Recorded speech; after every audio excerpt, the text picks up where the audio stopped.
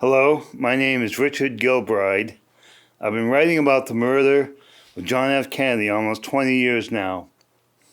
I grew up in Boston. This happened when I was in the 4th grade. I've been following this case ever since. I specialized in the Texas School Book Depository the past dozen years, and I have a website, JFK Now have a second book published about this case, JFK Inside Job, which is available on Amazon. President Kennedy's assassination in 1963 was a seminal moment in American history, one of the defining events of the 20th century. Not only did our nation lose a young, dynamic leader to gunfire in Dallas, it lost what might have been achieved had JFK lived to serve out 2 terms. Our nation lost its innocence that day. It lost the trust the younger generation once had in the institutions and traditions of their predecessors. The accused assassin, Lee Harvey Oswald, denied shooting anyone and famously declared to reporters, "I'm just a patsy." He was murdered live on national television in the basement of police headquarters. In the official government investigation, the Warren Commission determined that Oswald was a lone gunman, yet left so many loose ends, contradictions and paradoxes, that another government inquiry was created 15 years later, the HSCA, the House Select Committee on Assassinations, which spurred still another government investigation 15 years after that, the ARRB, the Assassinations Record Review Board. None of these government inquiries ever looked into the history of the Texas School Book Depository building where Oswald worked. They never looked into whether any of his co-workers were possible co-conspirators. I found this very strange. And when I finished a book about this case in 2009, I began focusing my research on this building and its employees and their actions on November 22nd, 1963. And this discussion which follows is about how 5 of Oswald's fellow employees participated in the assassination conspiracy.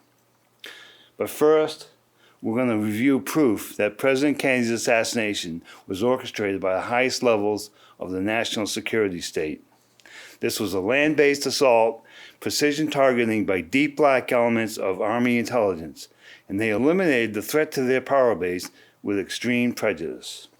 The Secret Service officially reported that any of its agents who had been in Dealey Plaza that day remained with the presidential motorcade as it sped to Parkland Hospital. Yet law enforcement officers responding to the shooting encountered people professing to be agents behind the grassy knoll and behind the Texas School Book Depository building. Impersonating Secret Service agents was clear evidence of conspiracy, yet our U.S. government showed no interest in investigating this line of evidence further. There were a dozen similar lines of evidence cited by Vincent Salandria, one of the great first-generation critics who passed away last year. In each instance, the Warren Commission acted beholden to the killers, consistently supporting any narrative which supported the lone gunman or rejecting any data which undeniably indicated there had been multiple assassins. This compliancy culminated with a phone call from the White House Situation Room to Air Force One while it was en route back to Washington. The National Security Advisor, McGeorge Bundy, informed the presidential party on board the aircraft that Oswald had been arrested and there had been no conspiracy, well before any evidence had been set out against him. The Situation Room thus had made the first announcement that Oswald was the lone assassin. It could only have made this premature declaration if it was covering up for the real assassins. Strategic Air Command bomber pilots flying routine patrols when President Kennedy was shot found that their crypto code books, which authorized them to take orders to go to fail-safe and all-out nuclear war, these code books were missing from their designated lockers on their planes. Likewise, the official code book for radio transmissions with the White House was discovered missing on a plane carrying 6 cabinet members to Tokyo. In 1977, Representative Richardson Pryor, co-chairing the HSCA subcommittee on JFK, remarked that the Pentagon has destroyed its Kennedy assassination file. That is not an action that an innocent establishment would take, seeking to fairly evaluate the evidence, to let the facts lead where they may.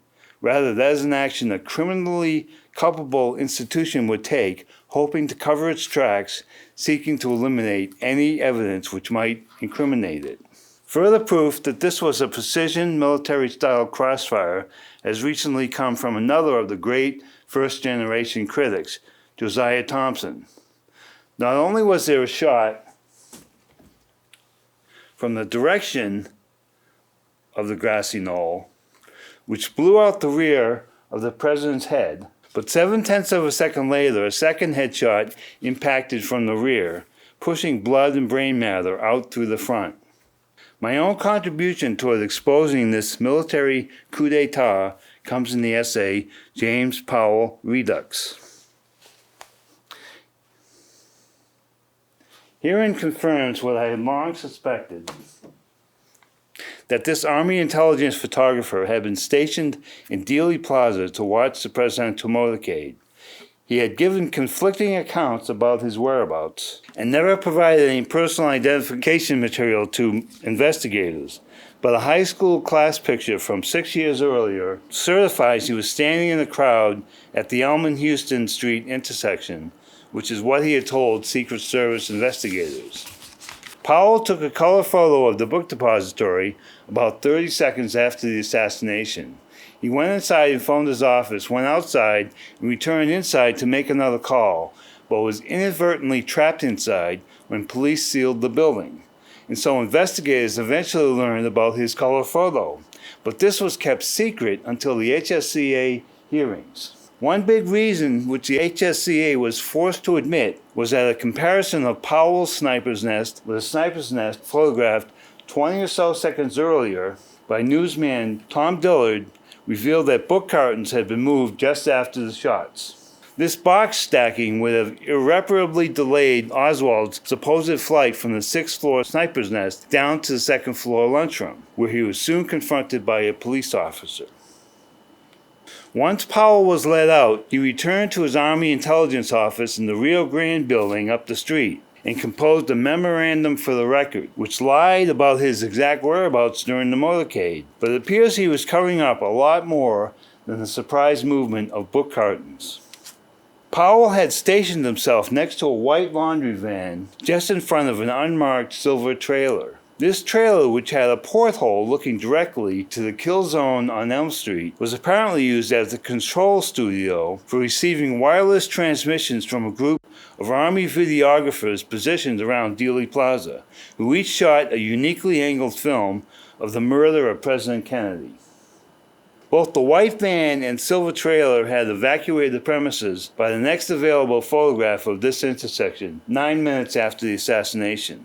These videographers had come up from Fort Hood, and this story was related 3 decades afterward by a military man who had come up with them, and had made its way into testimony before the Assassination Records Review Board. This story gives credence to the claims of 6 notable JFK researchers who swear to seeing a more inclusive version of the famous Zapruder film. And it implies that there are 3 or 4 other films of the assassination that nobody but the deepest black military has ever seen. I was provided some high-level intel by a first-generation critic that gives some rationale for this military coup d'etat from the military perspective. My source was Jones Harris, who began his detective work right in Dallas the day after the assassination, and who once served on Jim Garrison's investigation. Harris confided to me that he had been informed by a high-level Washington insider that President Kennedy had used his personal back channel to Khrushchev to provide the Soviet premier with copies of his daily intelligence brief, which were routinely supplied to him each morning by the Central Intelligence Agency. This was treason to the hardliners in the military, who were still furious they'd been outmaneuvered by the president during the Cuban Missile Crisis. After that unprecedented thermonuclear danger, Kennedy evidently sought unprecedented diplomatic remedies to prevent it from ever happening again. But the national security apparatus, which he had been battling and restructuring his entire administration, saw this as the last straw. This high-level Washington source also informed Harris that Army intelligence ran the executive branch of the U.S. government until the 1964 election. Accusations that the intelligence community, at its very highest levels, had been intimately involved in President Kennedy's assassination have been bandied about since the mid-60s, most notably by Vincent Salandria and Jim Garrison.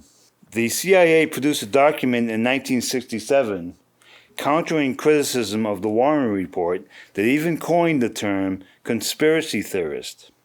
And they assured any future media analysts that conspiracy on the large scale often suggested would be impossible to conceal in the United States. And to help expose this large-scale conspiracy, which the intelligence community was hoping Middle America would scoff at, we're now going to expose a small-scale conspiracy that was hidden in plain sight at the Texas School Book Depository. 5 of Oswald's fellow employees aided and abetted the plot to kill the president, and then framed him for the murder, and he never fired a shot. 411 Elm Street is a 7-story brick warehouse that was built around the turn of the century for the Rock Island Plow Company, which became a subsidiary of International Harvester. The building was bought during the Great Depression by oilman D.H. Byrd, the cousin of polar explorer Richard Byrd, and in 1940, he leased the premises to the John Sexton Wholesale Grocers. They did their business there right up until 2 years before the assassination, when they moved into a nearby industrial park, and the building was vacant for a further year. It underwent extensive renovations to expand the second-floor office space up to the 3rd and 4th floors, which included the installation of a passenger elevator near the front entrance. There had been a pair of freight elevators in the rear next to the rail yard since the turn of the century. And the Texas School Book Depository Company moved in only a few months before the assassination. They moved in with a group of 7 other publishing companies who all had their offices right across the street in the Dow Tex building. The depository company was still using a 4-story warehouse a quarter mile away, and we can see it in this film clip where the presidential limousine is about to enter the famed Houston Elm hairpin turn.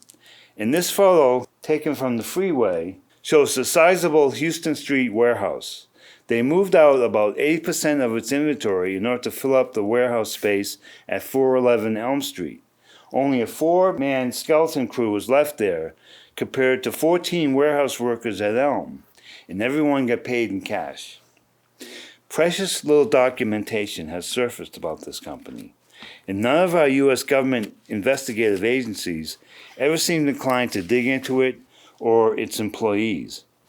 But there just isn't enough tangible evidence to certify whether this sketchy historical record is an indicator of clandestine activities. It's an unanswered question as to whether this company was just a front for CIA covert operations during the Cold War in the 50s, and it may very well have been. What was unquestionably a front is its phony portrayal as an upstanding school book business caught up in the malevolent act of alleged communist assassin Lee Harvey Oswald. On the contrary, having a school book company and its companion publishers occupy this brick building overlooking Dealey Plaza was the perfect disguise for achieving plans to eliminate Kennedy. My fellow Americans, the plot to kill the president resonated from the Texas School Book Depository, and this school book company relocated to Dealey Plaza for that express purpose. And to understand how intimately involved they were in this plot, we need only to look at 2 curious behaviors of the depository elevators on November 22, 1963. Firstly, during the early minutes of the police search, power was cut off to the elevators.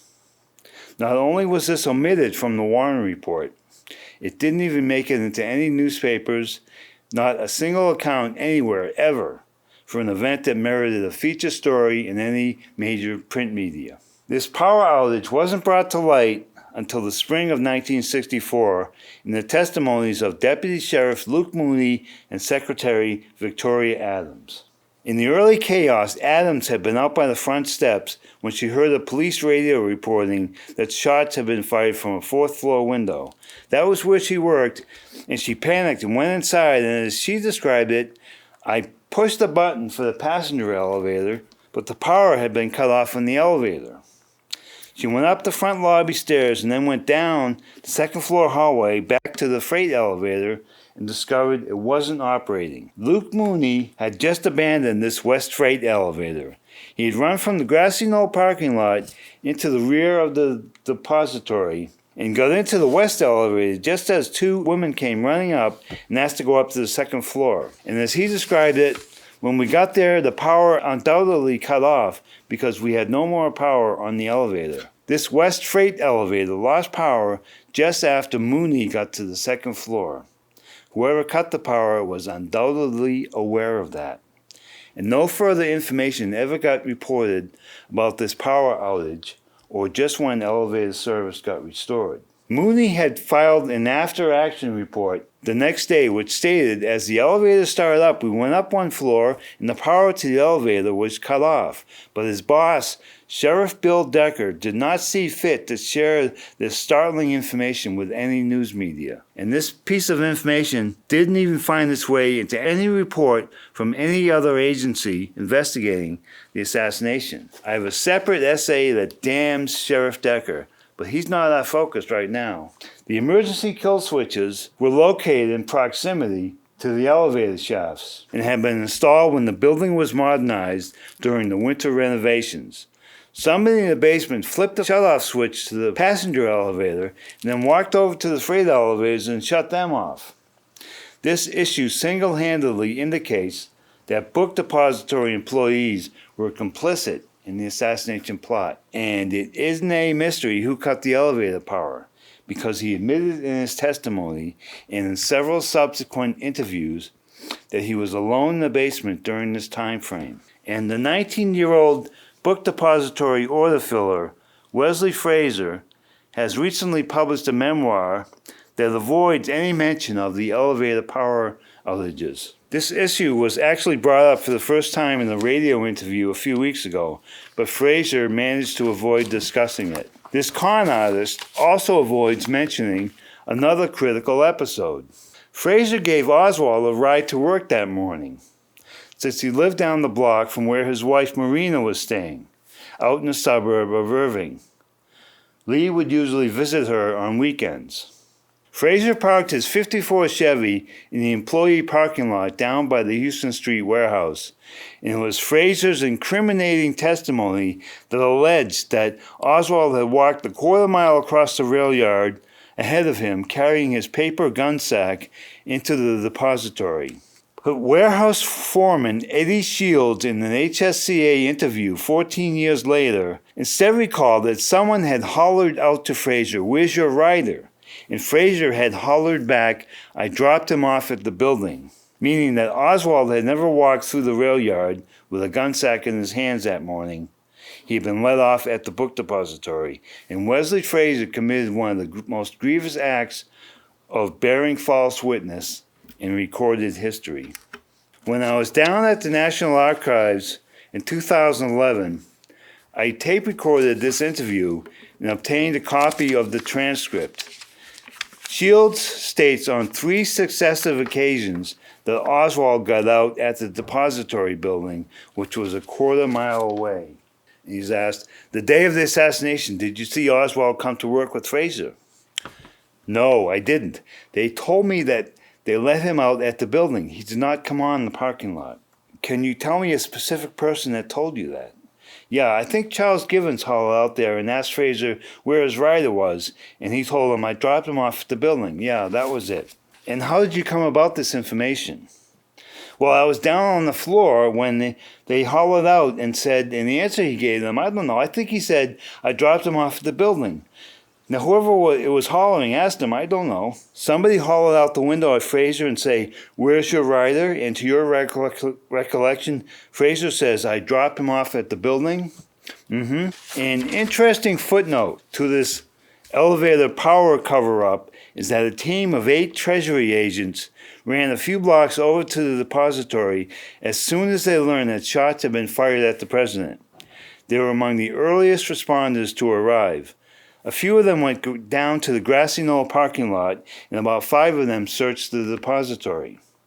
One of the job responsibilities of a Treasury agent is preparing concise criminal investigative reports. But for this one case, for the assassination of a president, they failed to provide a single after-action report of their search of the depository. The likely reason these reports were suppressed is that one of them called attention to the fact that the elevators had lost their power. This power shutoff was an overkill security precaution. It was done to ensure there was time enough to tidy up evidence up on the 6th floor, but it nearly blew the entire plot wide open.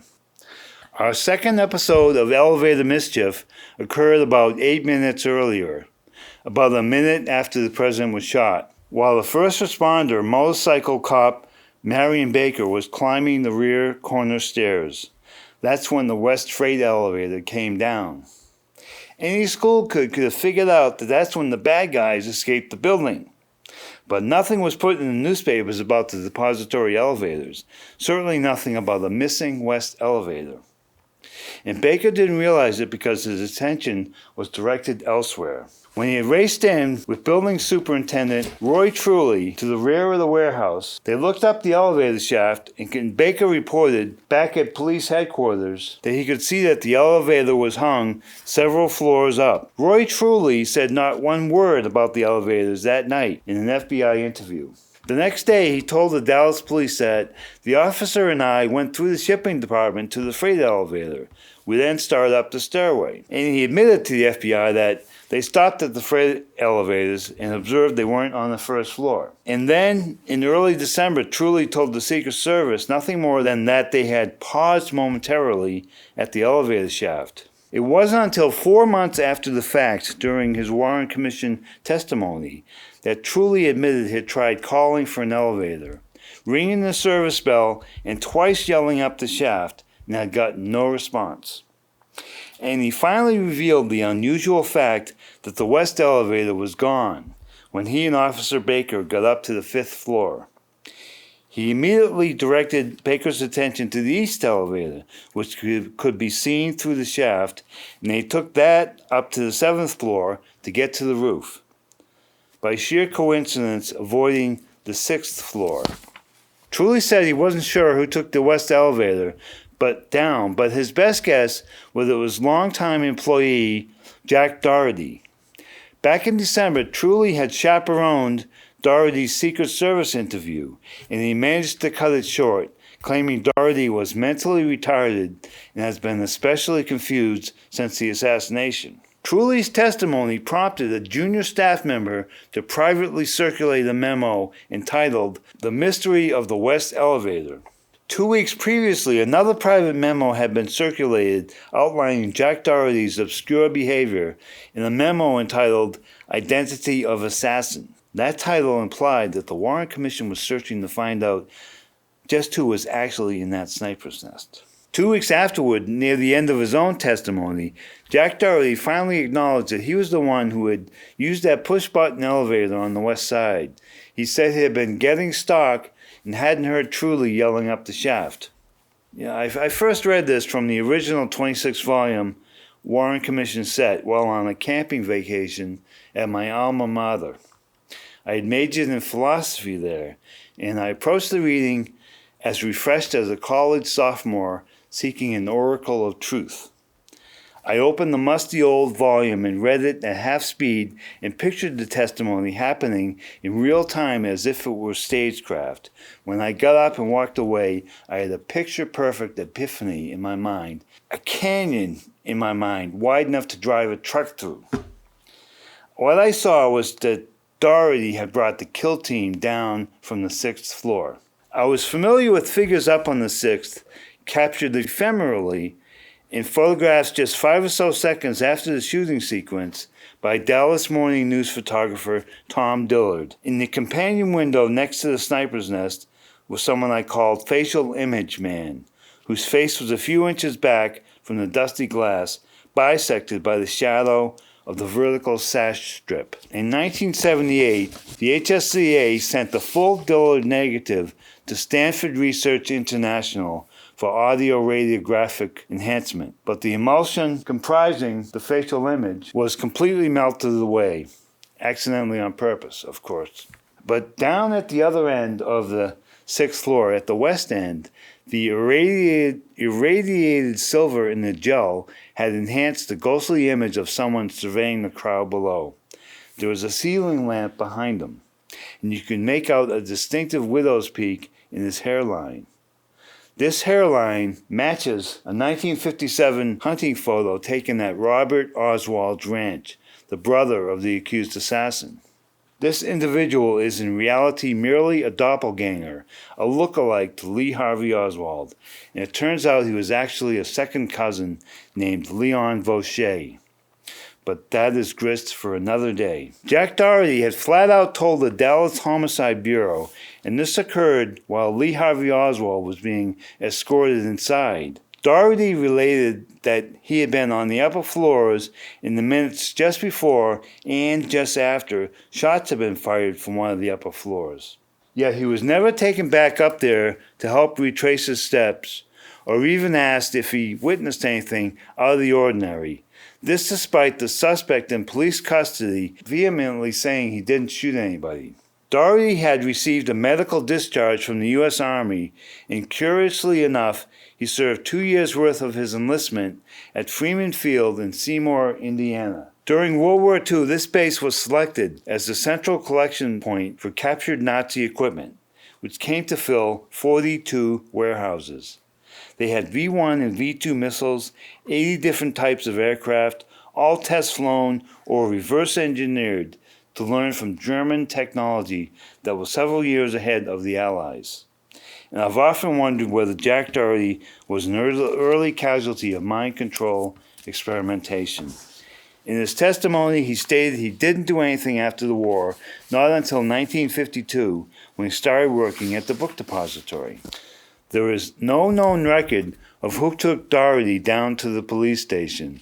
It took 50 years before a positive photo ID was made of the guy. And a portion of Truly's characterization of Dougherty got deleted from his testimony. And the dicta belt containing that deletion is still inaccessible at the National Archives. 58 years after a president was gunned down in front of the book depository, its superintendent's characterization of an employee who was alone inside the building who freely admitted he was in proximity to the sniper's nest just before and just after the shooting, who begrudgingly admitted he was the one who took that West Freight elevator down.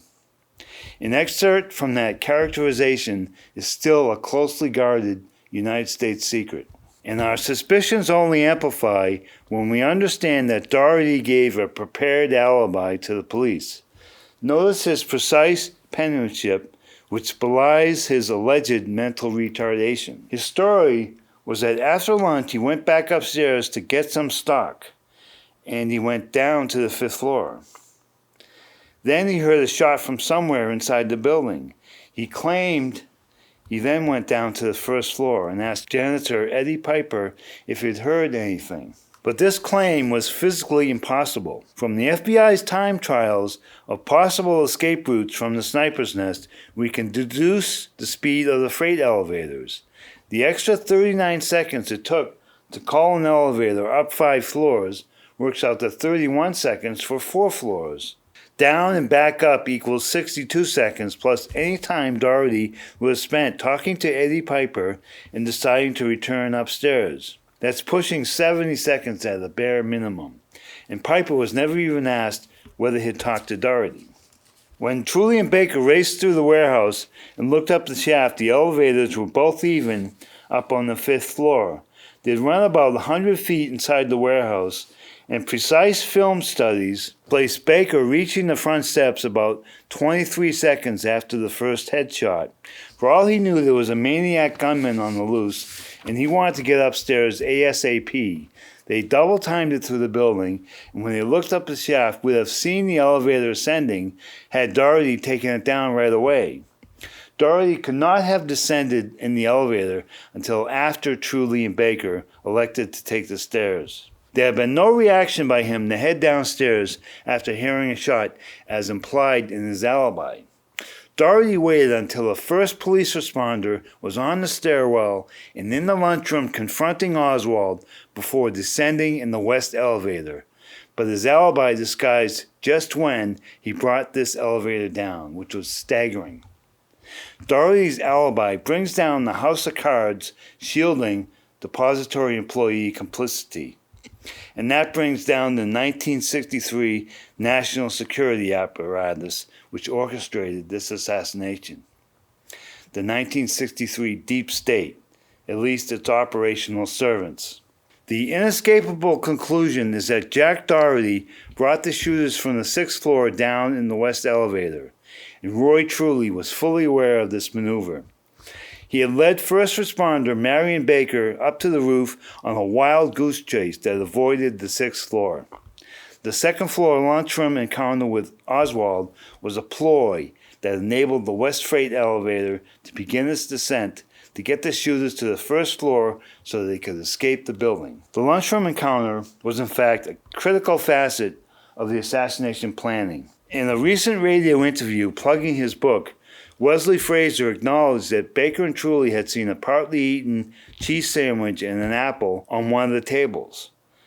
That was what Oswald had always maintained he had brought for lunch that day, and this sighting precludes any notion he could have been up in the 6th floor sniper's nest a minute and change earlier. It's also corroborated by a 12:25 witnessing 5 minutes before the assassination of Oswald eating his lunch alone by Secretary Carolyn Arnold, an account which didn't emerge until 1978. And the probability is quite high that Oswald was assigned to the 2nd floor spot while the motorcade passed by outside.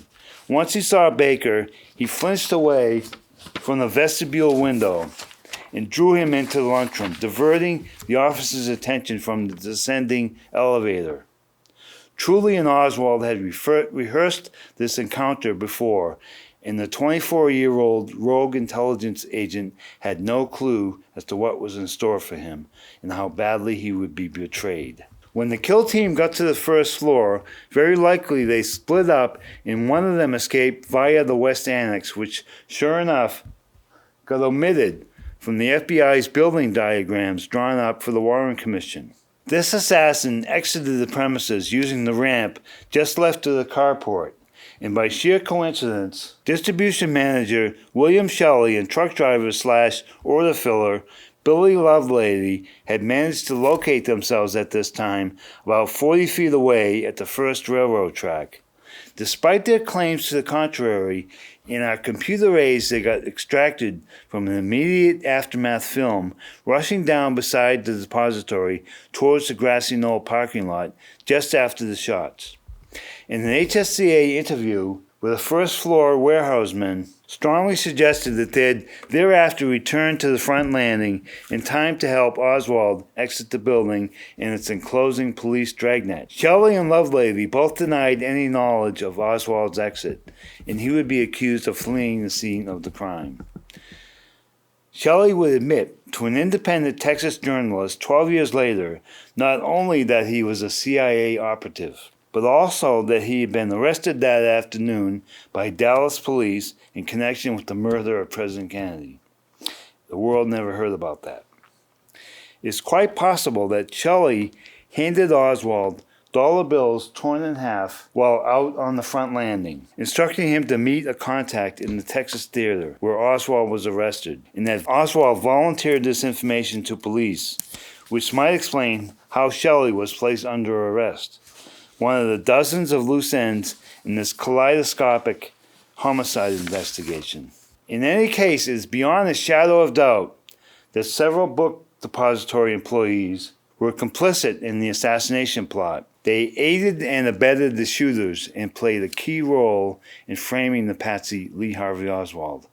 They thought they could get away with murder and deception, but will instead live in infamy, condemned as scoundrels and liars, as accomplices to assassination. This gifted president, to whom we owe the moon landing and the peaceful resolution of the Cuban Missile Crisis, a debt on our human history that can never be repaid. This gifted president was brutally executed in broad daylight in a city plaza in front of women and children, and the blame falls squarely on the shoulders of the United States Military Command and the Central Intelligence Agency. This monstrous crime was subsequently covered up by a corrupt Dallas police force, crooked FBI, and lying government media complex. But the perpetrators underestimated the tenacity of the scholars investigating this tragedy in all its intergenerational complexities. The perpetrators never realized that their failure to make the JFK question go away would completely undermine the decades of political deceit and treachery which followed. It's clear that the U.S. government will tell blatant lies about matters of critical importance to its citizenry. It has been hijacked by tyrants. And only an informed citizenry can restore our nation to a place of liberty as envisioned by our founding fathers, a properly informed citizenry with the will to restore our country. Many of you are well aware that the world today is at war. We are in a world war that at the present time is mainly ideological, but at a moment's notice could grow quite kinetic. It is a war of the tyranny imposed by the select few versus the free republic of the people, who are the vast majority of the world's citizenry. This tyranny is imposed by technocrats, globalists, communists, theocratic despots, in the final analysis all Luciferian, who serve the Lord of Mammon. It seeks the end of the Western civilization initiated by Plato, Demosthenes, and their contemporaries in classical Greece, a republic where arguments may be fairly heard, rationally debated, and fairly voted upon. We are truly in a struggle for the survival of this Western civilization, and this is the generation, our generation, that will determine the course humanity takes for the next 1,000 years. Our adversaries never anticipated having to contend with the JFK patriots. We fear the wrath of the Lord, not any government made by man, and we are committed to enduring any hardship